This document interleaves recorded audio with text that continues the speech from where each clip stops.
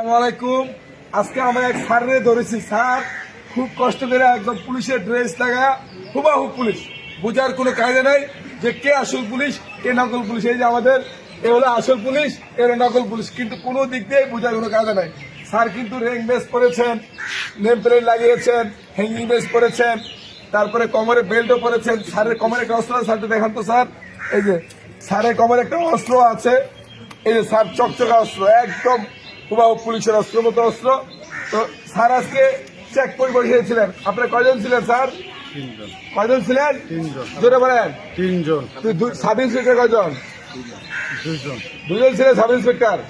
তাই আপনারা এই যে 2টা গাড়ি নিয়ে আসছেন, চেকপোস্ট বসাইছেন। চেকপোস্ট বসে আপনার কারণটা ছিল কি স্যার? কারণটা যেই স্যারে বসাইছে সেই জানে। আপনিও তো র্যাঙ্ক পড়া, আমারে খালি বলছে যে আপনি ব্রেক করে থাকেন। আপনি ব্রেক করে থাকেন। আপনি এর আগে যে স্যার কয়েকটা মামলা ধরা খাইছেন, আমি আপনার মামলা তদন্ত করেছিলাম। আপনি কয়েকটা মামলা খাইছেন এর আগে। আপনি তো এই পুলিশের পোশাক পরে, এই যে আপনি এত পোশাক থাকতে বাংলাদেশে আপনি পুলিশের পোশাক টাইট করে মানুষকে থামায়া, কারণ এখনো মানুষের পুলিশের প্রতি বিশ্বাস আছে, পুলিশের প্রতি আস্থা আছে, এবং পুলিশ দেখলে মানুষ কিন্তু সিগন্যাল দিয়ে থামে।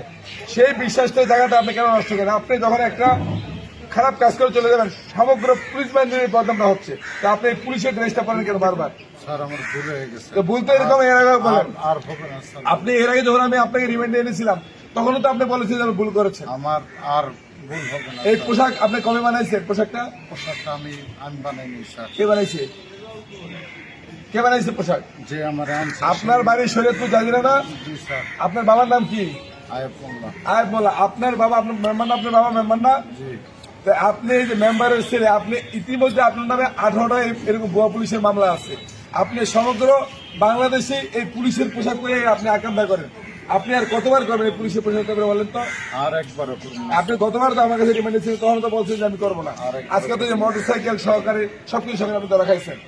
তো যাই হোক, আসলে যে কথাটা বলতেছিলাম সেটা হলো যে পুলিশের পোশাক পরে এই খারাপ প্রকৃতির লোকরা সাধারণ মানুষকে টাইট করে চেকপোস্ট বসিয়ে তারা টাকা পয়সা হাতিয়ে নিত এবং পুলিশের বদনামটা হতো। তো আজকে হাতে নাতে ধরা পড়েছে, এবং 2জন সাব ইন্সপেক্টর ছিল, ওনারা পুলিশের পোশাক পরা, একজন কনস্টেবল নিয়ে ছিল।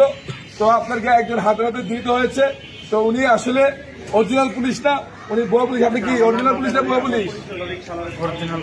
আপনি ট্রেনিং করেছেন? এই পোশাকটা একদম পরেছেন সেই পুলিশের মতো, দেখতে একদম পুলিশের মতো। আপনি তো আমার এই যে অফিসাররা আপনাকে স্যার বলেছে, স্যার বলছে না?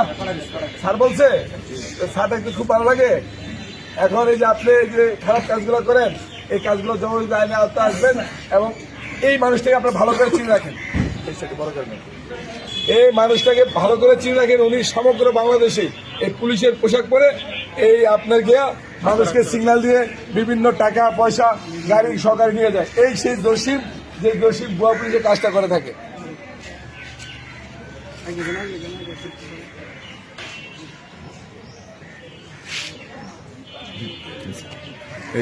যে দেখেন, এই যে আমাদের